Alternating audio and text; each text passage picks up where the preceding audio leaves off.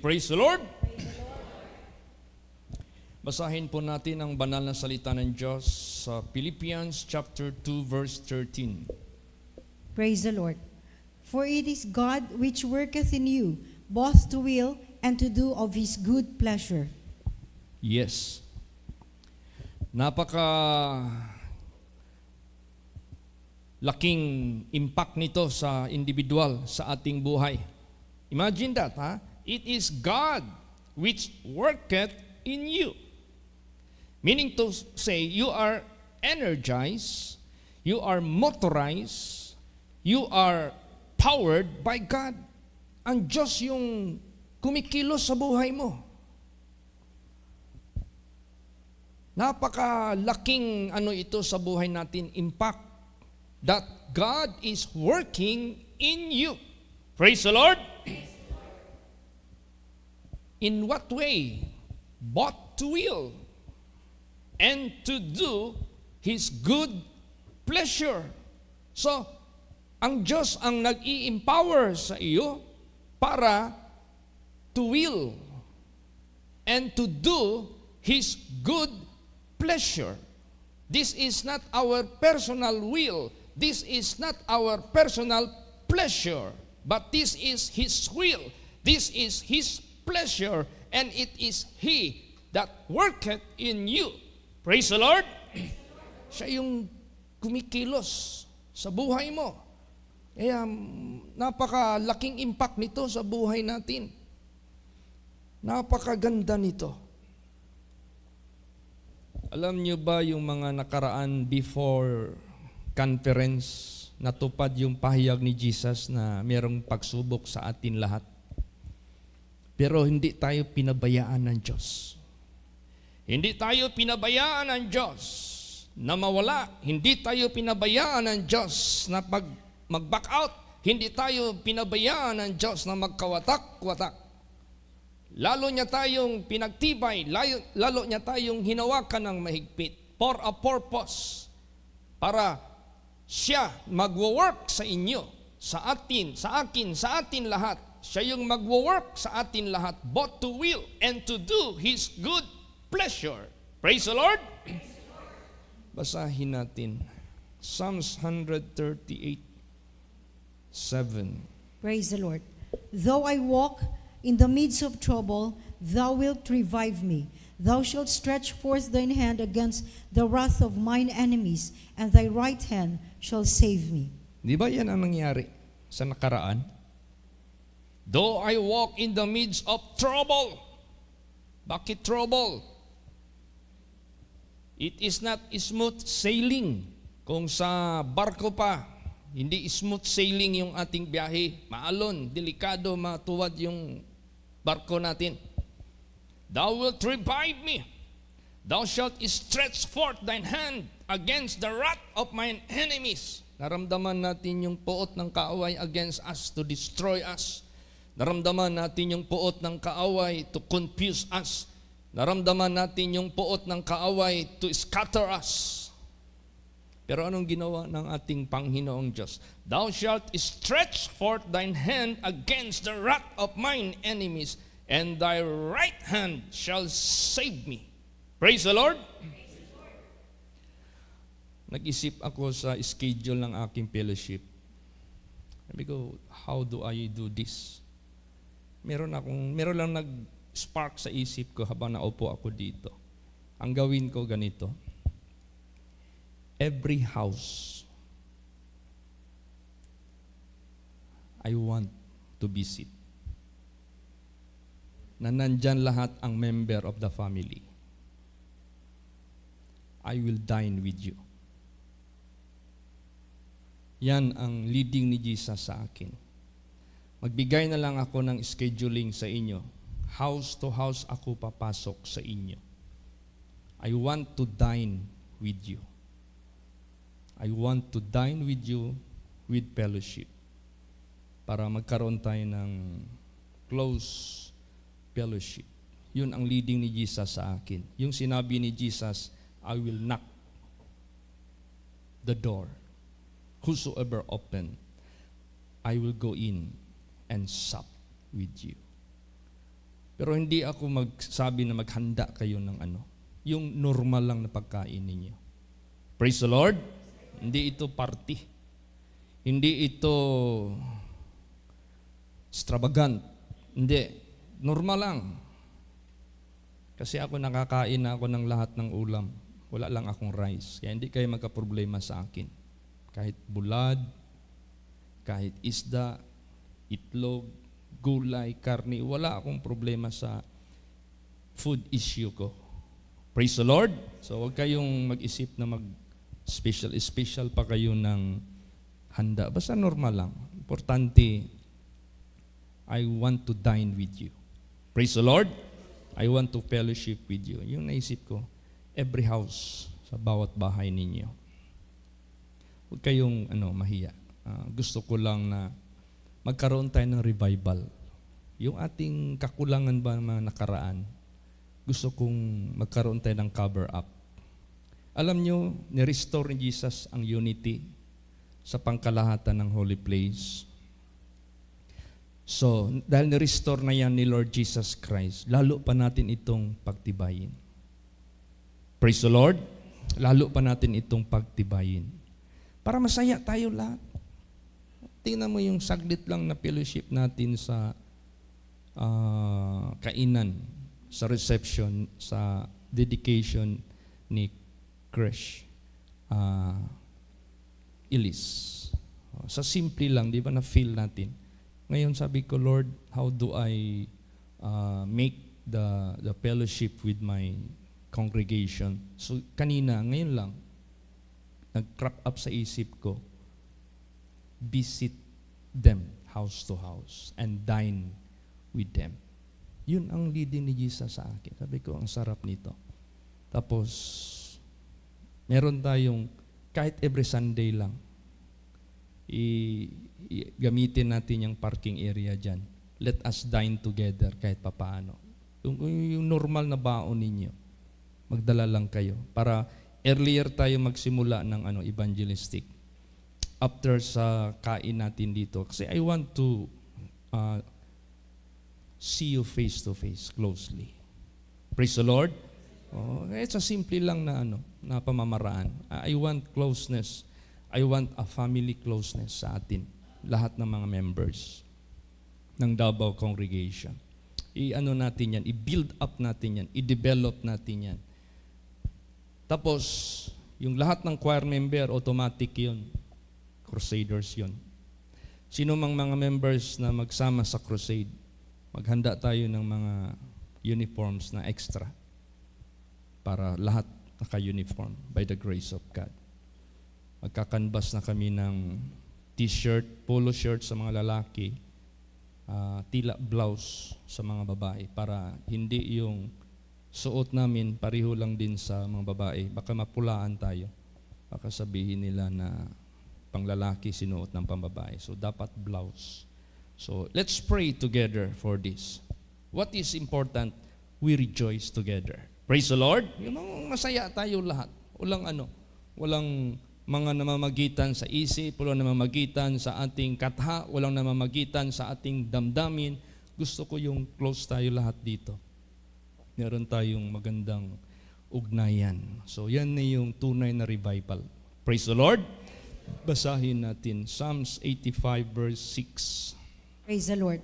Wilt thou not revive us again, that thy people may rejoice in thee? Yan. Hindi mo ba kami gigisingin, bubuhayin uli para ang iyong people mag-rejoice sa iyo? Ang purpose nito, that we may rejoice in the Lord. Kasi ang subject ngayon sa mensahe ngayon, God is working in you both to will and to do His good pleasure, and we must do this together. Praise the Lord. Gawin natin ito together. Now, paano natin magawa natin ito together if we are not close to each other? Paano natin ito magawa together kung hindi tayo magkaroon ng magandang ugnayan sa isa't isa? Ibig sabihin yan, we must have something work na nagkakaisa tayo. Kahit man lang every Sunday nagkakaisa tayo sa isang mesa. by the grace of God. Then mag-fellowship tayo. Praise the Lord! Para masaya tayong lahat. Tapos ganito. Para kung ano man yung mga nakalipas na mga ano na minsan tinititikan natin, minsan tinitingnan natin, hulain na natin lahat yun. Tapos i-ano yung sarili natin, i-quicken natin sa way of the Lord.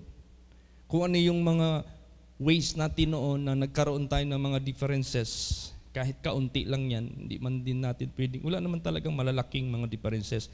Kahit kaunti lang yan, hindi pwede yan natin na hindi natin itakwil lahat yan. Kundi, tayong lahat, let us be quickened together in His way. Praise the Lord! No, basahin natin yan. Psalms 119:37. Praise the Lord. Turn away mine eyes from beholding vanity, and quicken thou me in thy way. Yan. Wala na. Tanggalin na natin yung mga pananaw natin, mga bagay na mga vanity na yan. Turn away mine eyes from beholding vanity, and quicken thou me in thy way. I-quicken mo ako, buhayin mo ako sa iyong way. It is you who is working in me both to will and to do your good pleasure. Yun ang dapat, doon tayo maging ma-quicken. Para sa ganun, wala dito sa atin manglupaypay, wala sa atin dito na mag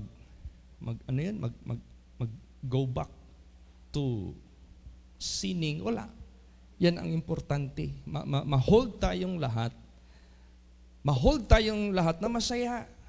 Ma-hold tayo na lahat na it is God that is working in me, working in you, both to will and to do His good pleasure. We are being quickened, we are being revived, we are being active in His way. Yun ang gusto ng ating Panginoong Diyos. At walang mag-go back. Basahin natin. Psalms 80:18. Praise the Lord. So will not we go back from thee. Quicken us, and we will call upon thy name. Yan. So will not we go back from you, from the Lord. Quicken us, and we will call upon thy name. Tatawag kami sa inyong pangalan. Nagkakaisa tayo sa isang layunin, sa isang direksyon, sa pagtawag sa pangalan ng ating buhay na Diyos. Bakit? Hindi ba kayo nababahala, Davao Congregation? Every June 15,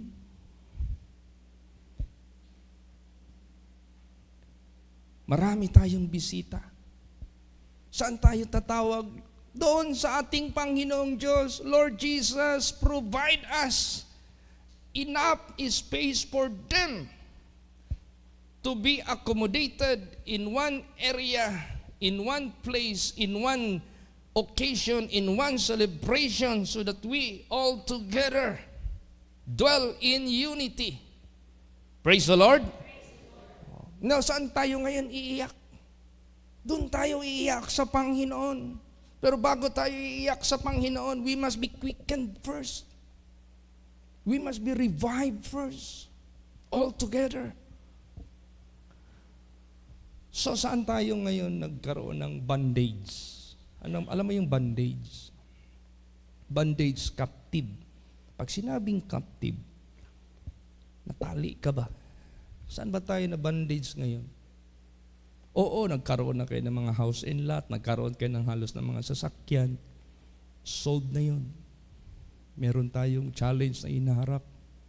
Yung ministry natin, paano natin ma-host ang pangkalahatan ng mga anak ng Diyos. So challenge yan sa buhay natin. Captive tayo dyan. Dati captive tayo sa maliit na lugar, na sold. Dati captive tayo sa maliit na simbahan, na sold, na extend. Ngayon captive na naman tayo sa kaliitan na natin. Sino bang mag-isip na napakaliit na ito every June 15? Kasi halos half nandoon na sa labas. So challenge yan sa atin, captive tayo, hindi pa tayo napapalaya dyan. Next year, hindi pa natin ma-expect na mapalaya tayo. But let us cry unto the Lord. Let us go unto God. Praise the Lord. Doon tayo umiyak sa ating Panginoong Diyos. Kung paano niya nilutas yung mga problema natin one after another. Kung paano niya nilutas yung mga problema natin progressively. Ganon din. This will never stop. So para hindi ito mahinto, let us not stop going to Him, coming to Him, calling upon Him. Para yung captivity natin, kung saan man tayo na-captive, God will set us free. Praise the Lord. Bigyan niya tayo ng kalayaan. Basahin natin. Nangyari yan noon sa kanila.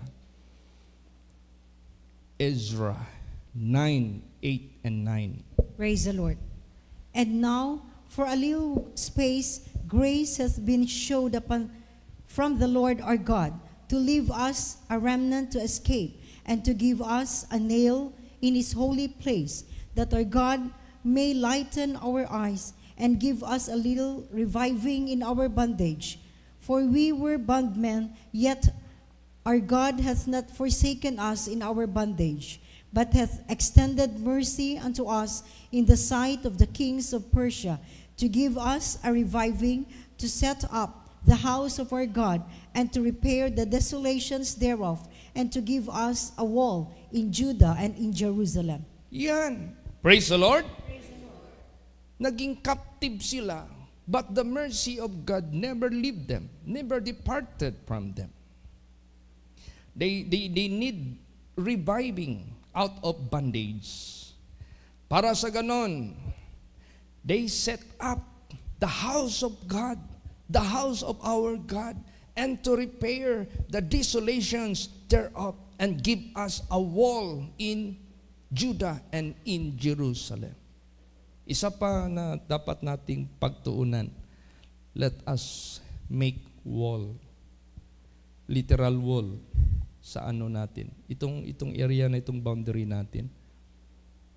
Yung homeowners na ang magdugtong papunta doon, yung sa atin church, kasi pag umuulan, dapat masangga yung mga tubig para hindi magdaloy dito, magbaha dito. At naisip namin na simintuhin natin yung harapan para kung sakaling hindi pa man tayo maka-start dyan sa project natin, at least yung flooring na nabili natin na malaking tent, na mag-arkila muna tayo ng scaffoldings, pag-assemble, cemented na yung ground dyan. Magkano man lang yan, hindi man masyado malaki yan. Yan muna, kahit yan lang muna i-prepare natin. Praise the Lord. Then ano pang leading ni Jesus sa atin? Then I would like to talk with our national president na mag-discuss na sila. Magsimula na sila mag-discuss ng matter sa preparation sa June 15. Mag-brainstorming na sila. Then mag-cooperate tayo. Mag-cooperate ang lahat kasi nag-aas na ang ilan. Ano daw ang arrival, ano raw ang departure. So hindi man yan ma-establish pag hindi na plan ng national level na pag-uusap para ma-establish ang program, ang plan bago tayo mag-disseminate ng information. So, i-pray natin itong lahat by the grace of God, by the power of God. Lahat tayo, marami tayong gagawin. It is God, remember that. But that is working in you. That is working in us, both to will and to do His good pleasure. Para ito sa Kanya. Will niya ito. Kaya ang sinabi dito, ang isi-set up nila, house of our God. We are building house of our God. Praise the Lord. Bakit tinawag itong house of our God?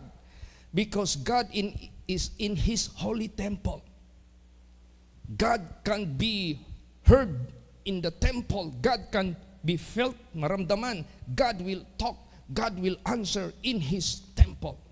And we are building the literal building as the house of God dahil yung God natin, yung Diyos natin, magsasalita, makikinig at mag-disseminate ng mga task na ibibigay niya sa atin. Siya yung nag-work sa atin both to will and to do His good pleasure. Praise the Lord. Hindi ito personalized sa tao, hindi. Sa Panginoong Diyos ito. Kaya kailangan talaga tayo maging, we should know what the will of God is. We should understand what the will of God is. So hindi sila pinorsake. God never forsook them. And they were able to set up the house of their God. So ganun din sa buhay natin. By the grace of God, by the power of God, basta siya yung magwo-work sa atin, walang mahirap. Madali ang lahat. Masaya pa tayong lahat. Praise the Lord! Ibig sabihin yan, siya yung nagwo-work na sa atin eh. Hindi na tayo. Siya na ang nagwo-work sa atin. Both to will and to do His good pleasure. Pag sinabing do His good pleasure, there is work to do. There is task to be performed. There is an objective according to His pleasure. Alam nyo, dumating ang panahon na nung binigyan na sila ng kalayaan from captivity, then they were brought back to Jerusalem. Nung first nilang itinayo yung foundation ng temple, basahin natin. Ezra 3:11 hanggang 13. Praise the Lord. And they sang together by chorus in praising and giving thanks unto the Lord, because He is good, for His mercy endureth forever toward Israel. And all the people shouted with a great shout when they praised the Lord, because the foundation of the house of the Lord was laid. But many of the priests and Levites and chief of the fathers, who were ancient men, that had seen the first house, when the foundation of this house was laid before their eyes, wept with a loud voice, and many shouted aloud for joy, so that the people could not discern the noise of the shout of joy from the noise of the weeping of the people. For the people shouted with a loud shout, and the noise was heard afar off. Grabe yung sigawan nila. They shouted. As the foundation of the temple of God is being set up, they shouted. Alam mo kung sino ang nag-shout nito? Together with those children of God who are still alive in the first temple, because that is the second temple after the captivity. After the Jerusalem burned 70 years. Sa atin pa kung minabuhay doon ng 90 years old. 10 years old siya at that time during the captivity, because it was 70 years captivity before they were being brought back to Jerusalem. May mga buhay pa na naka-witness. Ay, grabing sigaw nila, grabing iyak nila by the grace of God. So ganun din sa buhay natin. You know what is the main objective of this? This is not to be extravagant. No. This is to preserve the salvation of all saves, not only here in Davao congregation, but to all churches. Kanina nagsimula na nag-layout ang ating Romblon congregation. Sa Udyungan, Romblon congregation, nag-start na sila ng maliit lang na simbahan muna. Nagsimula na sila doon by the grace of God. Sabi ko, mag-request na kayo ng kulang sa happy sharing para tama-tama matapos. Kasi ang kulang na lang nila roofing. Nag-start sila na maliit ng simbahan. Praise the Lord. Tingnan mo ang pag-assign ni Lord Jesus kay Pastora Jing, nagbunga by the grace of God. Praise the Lord. So, ganon. Ngayon, prayer meeting natin ngayon. Let us come together. Let us cry unto the Lord from the captivity of our of the matter na every June 15 natin tinitiis. Captive tayo, na mapalaya tayo, magkaroon tayo ng solusyon. Iiyak natin yan sa ating Panginoong Diyos na nabuhay. Grabe, ang ano nila, they shouted with a great shout when they praised the Lord, because the foundation of the house was laid, naitayo, And many of the priests and Levites and chief of the fathers who were ancient men that had seen the first house. No, nakita nila yung una. When the foundation of this house was laid before their eyes, wept with a loud voice. Iyak sila at grabe yung sigaw nila. And many shouted aloud for joy, so that the people could not discern the noise of the shout of joy from the noise of the weeping of the people. For the people shouted with a loud shout, and the noise was heard afar off. Nag-echo yung voice nila sa malayo. Praise the Lord. So i-pray natin ang Taguig congregation. Meron na silang inaasikaso na 625 square meter for the church. I-pray natin ito. Na, alam mo kasi dyan sa Manila, when we were first na nakarating dyan sa Taguig, ano pa yan? Putik. Putikan pa yan. Naranasan namin maglakad dyan na ang putik, taga-tuhod. Wala pang cemented road dyan. Wala pa. At saka ang status dyan parang wala pang titulo ang mga lupa. So ito ngayon sa Taytay, parang ganun ang simula. Then sa 600 plus square meter na for the church alone, ang mga anak ng Diyos doon nagkuha ng mga lupa palibot. So i-pray natin yan. By the grace of God, sa Taytay banda, Rizal. Hindi gaanong kalayuan dyan sa Taguig. You know, when we surveyed that area, ang ganda. Ang gandang lugar.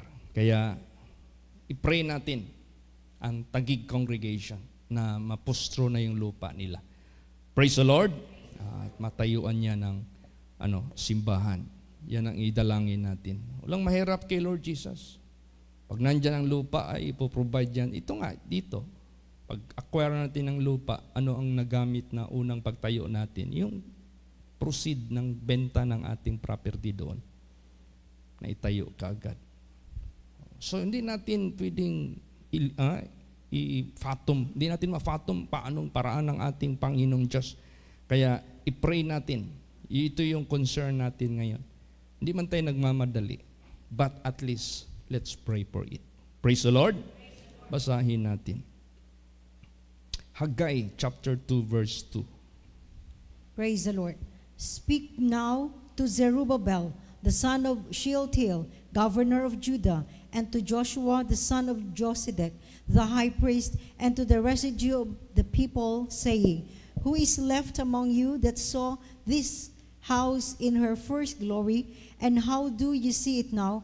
Is it not in your eyes in comparison of it as nothing? Yan, sabi doon, sabihin nyo, salitain ninyo.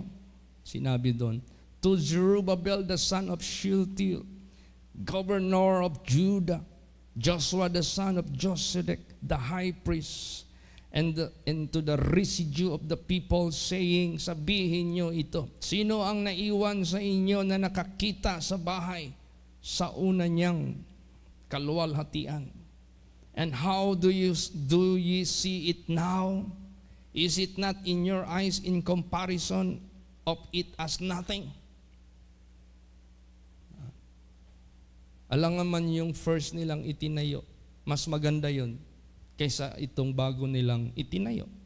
Alangan man yung dati nilang itinayo, malaki pa kaysa kanilang itatayo. Anong comparison? So kahit even in the Bible, there is always comparison and there is always progress. There is always glory to glory. There is always comparison which is glory to glory. Ganon din sa buhay natin. Praise the Lord. Tingnan mo yung testimony ni Sister Len. She experienced when nasa Taguig siya, grabe yung kahirapan. Pero ngayon, tingnan mo yung blessings, magpunta ka doon, malipong ka sa pagkaon. Bakit? Dahil yung mga young people noon, ng mga siponon pa, puro na mga professional. Sa anak lang ni Pastor John Tungkol, Yung people yan, puro sila mga professional lahat. At dyan sila sa Taguig, nagsisimba dahil ang work nila nasa, most of them sa Manila. Praise the Lord. Isang parents lang yan. So, ibig sabihin yan, glory to glory. Glory to glory. He is changing us. So, yun ang tanong. Sino sa inyo dito yung nakasaksi sa former house at itong present? Meron bang comparison o wala? Basahin natin. Pakibasa. Haggai 2:9. Praise the Lord. The glory of this latter house shall be greater than of the former, saith the Lord of hosts. And in this place will I give peace, saith the Lord of hosts. Ayan, there is comparison and there is changes. May pagbabago. The glory of this latter house, itong latest, itong pinakahuli, pinakabago, shall be greater. Ibig sabihin yan, di pa tapos. Future pa future tense pa shall be greater than the former, saith the Lord. Maybe this is in the making pa. Shall be greater than of the former, saith the Lord of hosts. Bakit kaya nang i-proclaim ng Diyos? Because He is capable to perform what He uttered. He is capable to fulfill what people ask in prayer. Ganun sa buhay natin. Tonight, let us come to the Lord and ask that church na ma-erect, which is greater glory than this, greater space than this. Praise the Lord. Okay, nag-provide naman si Jesus sa atin ng area. So challenge naman sa atin, yun namang pagtayo. Iyak natin yan kay Lord Jesus. Lagi natin ilagay sa isip natin, Lord, it's not me. Lord, it's not us. Neither from anyone among us. It is you who will work in me, who will work in us, both to will and even to do your good pleasure. We can do it. Praise the Lord. Because it is you who is working in me and in us, in all your children. Siya ang nag-work nito by the grace of God. More than we think, more than we ask, always more than. Kaya, alam nyo ba bakit natin ginagawa ito? Ang preservation ng ating salvation. That is the prime motive, objective, why we are doing this. To preserve the salvation of every generation that will exist. Praise the Lord! Tingnan mo yung anak ni Leslie. Anak ni Ching. Kiusap si Ching sa akin, Pastor, baka meron siyang sinabing petsa kay birthday daw sa anak. Parang gagayahin niya yung ginawa ni Leslie. Para isa na lang daw handaan. Sige, praise the Lord. Sino man yan si Christoph noon? Parang kakadedicate ko lang. Tapos nung nakaraan, kapatid niya ang gidedicate ko, ang bilis. Si Hans, sino man yan noon? Ngayon, nag-aspired na magpabaptize. Praise the Lord. One of the crusader na yan. One of the choir member na yan. So, ibig sabihin yan, hindi lang natin pansin, every generation must be saved. Every generation must be preserved for eternal life. Praise the Lord. At yung malaking simbahan na yan, huwag nating sabihin, bakante yan. No, I don't believe. That will be idling. That will be useless.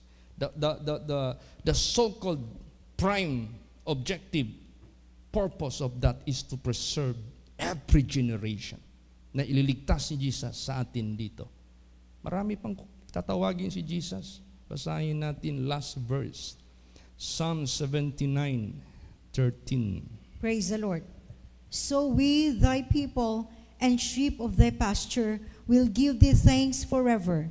We will show forth thy praise to all generations. Yan, since this is the house of our God, and we will be erecting the house of our God greater glory than this, the latter house that shall be built will be more glorious than this present.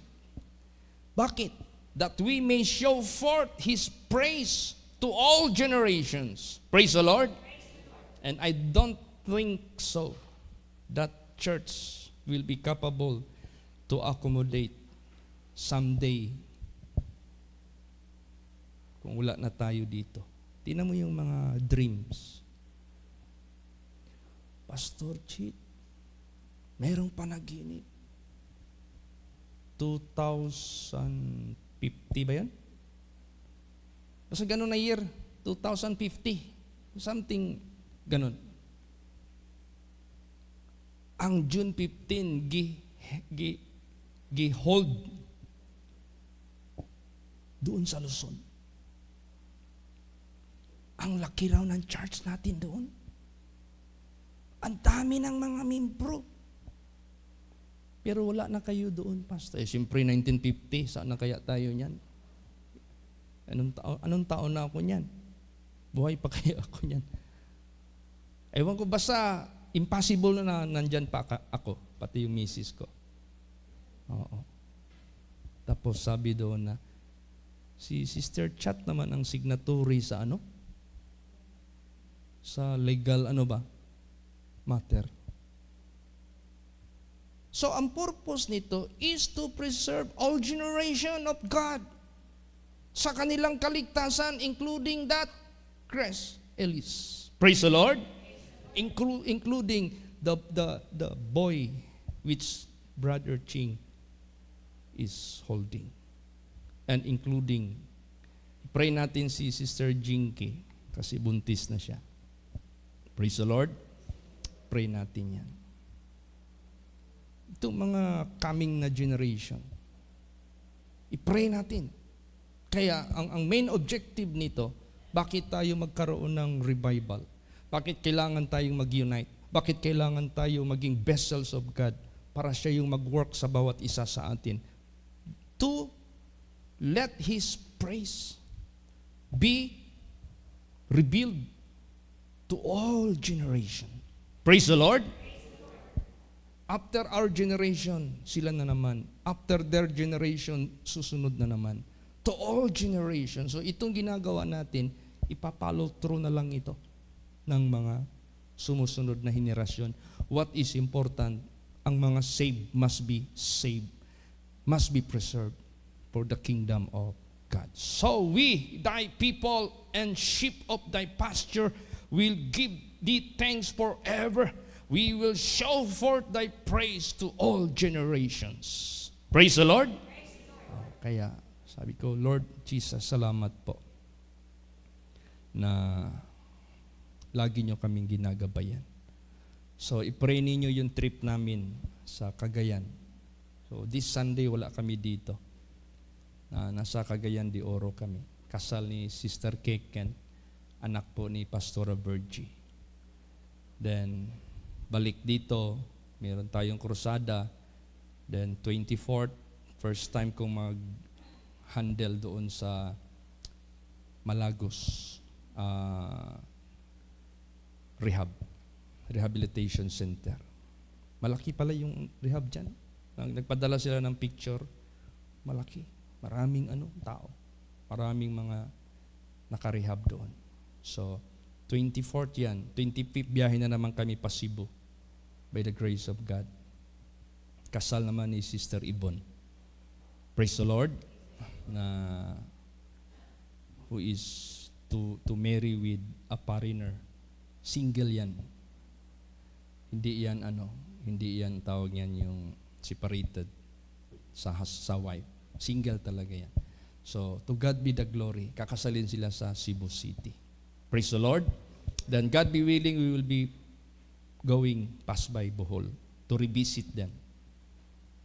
until ma-establish sila doon. So, itong lahat, i-commit natin sa ating Panginoong Hesukristo.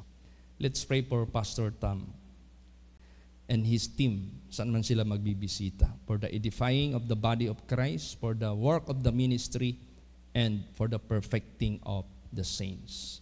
So let us pray one another. Praise the Lord. Basta importante, it is God who is working in us, both to will and to do His good pleasure. Imagine, it is God, not us. Hindi mo yan you cannot measure it. Basta sunod lang tayo sa leading ni Jesus, obey lang tayo sa Kanya, maintain lang natin yung pagka-clean vessel natin, be a vessel of God, be a man of God, be a servant of God. Alam mo, nung nagkwento ako sa bisita ng dedication ni anak ni Brother Noli. It so happened meron doong Nigerian, but he is already American. So, nag-migrate sa Amerika. Hanggang doon na siya Then, he is married to a Filipina. So, kaya, nag-meet kami doon. Then, pastor din siya. Praise the Lord. Pastor din siya sa Amerika. And gusto rin siya magtayo ng simbahan dyan sa lugar ng kanyang misis. Then habang nag-uusap kami, nagbigay lang ako ng kunting testimony na work of God. Alam mo anong kaagad ang impression niya sa akin? Oh, you are a man of God. Praise the Lord. Oh, you are a man of God. Kasi kinuwento ko yung pinahinto ng Diyos yung ulan sa krusada. Sabi niya kaagad, oh, you are a man of God. You are so precious. If a man of God will be exposed to the public, people will be shouting to praise God. Ibig sabihin niyan, malawak ba yung yung pag-iisip niya pag ikaw ay man of God, pag ikaw ay naglingkod. And this is not only to me. All of us, we are children of God. We are for His use. Marami tayong magagawa. Praise the Lord. Marami tayong magagawa para sa gawain ng Diyos. Remember that it is God that is working in you, both to will and to do His good pleasure. Bakit meron una mo ng to will? To will, that is the direction of the mission na ipapagawa niya sa atin. We should know what is His will. And to perform, to do according to His pleasure. So ano ngayon ang na-reveal ni Jesus sa atin? Na will niya, purpose niya to do His good pleasure, to preserve all generations sa kaligtasan. So we are building houses of God in every place. Praise the Lord. In every congregation, we are building house of God by the grace of God and by the power of God. Si Pastor Albert, pinalitan ni Pastor Abel, pero na-assign siya sa bagong opening. Nagsanga sa Isabela rin banda. I-pray natin si Brother Ed, time will come. Pag ma-full na ito, baka siya na yung ma-assign sa pequeño congregation. Si Pastora MJ naman, patuloy na lumalago rin sa ministry niya sa Kamalig. So lahat ng mga churches are growing. Praise the Lord. Tingnan mo si Pastor Tam, tagal niya yung hindi nakabisita sa mga churches natin all over Philippines. Na-amaze siya sa work of God na how God developed every churches. How God saved more souls. He is so happy. Na-amaze. Tayo lahat. We must be happy. For God's glory and for God's honor. So, let's pray this evening sa ating prayer meeting. I-prepare niya ang ating coming June 15 to be handled by the national officers and to be cooperated all churches. Of course, especially Davao congregation. Kaya dapat before that event, masiminto na natin yung harap by the grace of God. Kung saan makakaber niya. Para paglagay ng tent, maganda na yung kanyang sitwasyon. Di na magka-putik-putik. Maganda na yung mess hall, maganda na rin yung extension natin dyan for the meantime. Then let us pray to our Lord Jesus Christ that He will work in you, in me, in us, to do His will and His good pleasure, especially to erect the house of God, which is more greater and glorious than this present. Praise the Lord! Magsitayo po ang lahat.